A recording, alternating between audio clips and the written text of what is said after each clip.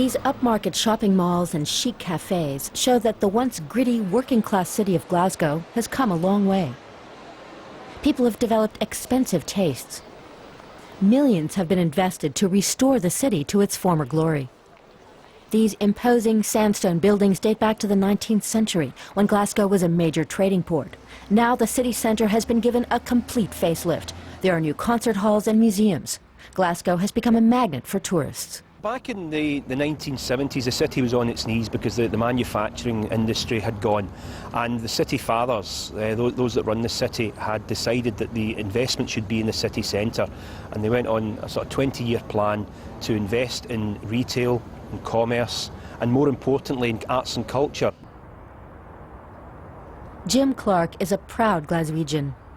He shows us the River Clyde, once home to great shipyards, now home to Sir Norman Foster's magnificent concert hall. Nearby, an elegant bridge spans the river. It cost the city more than 20 million euros. But away from the tourist spots is a side to Glasgow rarely seen by visitors. The East End has been largely overlooked by town planners.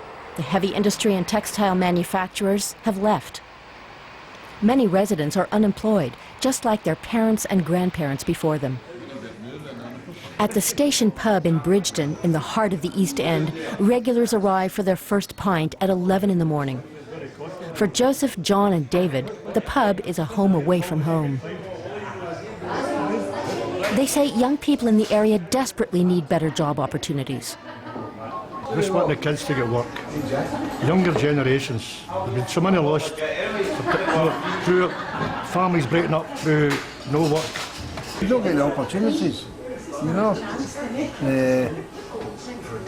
I think this area's really run down. If you go to the West End, you'll see a difference. Projects like the Healthy Living Centre are an exception. The centre offers residents of the East End courses on computers or literacy for just a small charge. An appropriate size. No, I didn't mean that. The centre's gym is full most mornings. Many people have no jobs to go to. The Healthy Living Centre aims to help people gain new skills and to lead healthier lives. It's a long-term project.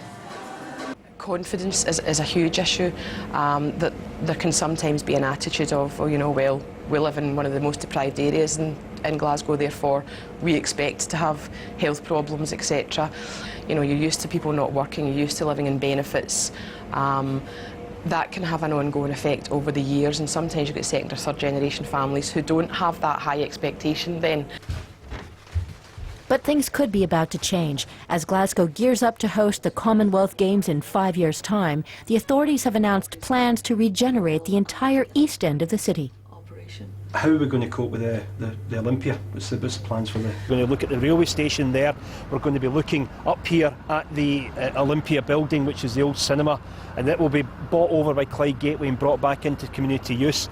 That's just part of what we're doing in Bridgeton. Over an area that's 2,000 acres, over the next 20 years, there'll be over €1 billion euros of investment from the public sector, the same again from the private sector.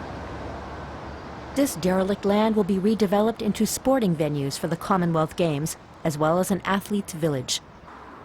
10,000 new houses are to be built, and over 20,000 new jobs will be created. People in Glasgow's East End hope the changes will mean a brighter future.